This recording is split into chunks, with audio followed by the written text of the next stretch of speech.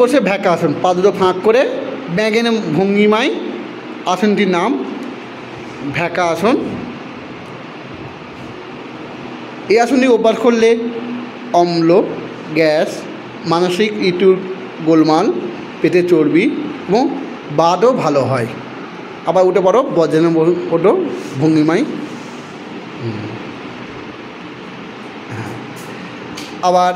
আবার করবে আসনটি ভ্যাকা আসন। পা ফাঁক করে নাও, হ্যাঁ, দাড়িটা মাটিতে স্পর্শ করো, বুক পেট মাটি স্পর্শ করার চেষ্টা করবে।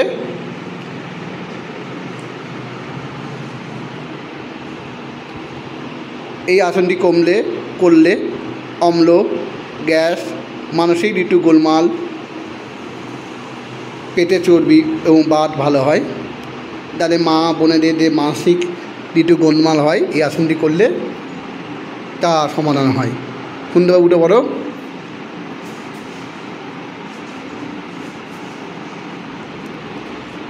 নাও আরেকবার করব। প্রত্যেকটি আসন 3 বার করে করব। 10 সেকেন্ড করে হোল্ড করব বা ধরে রাখব। হ্যাঁ, 1 2 3 4 5 6 7 8 9 10। ছেড়ে দাও।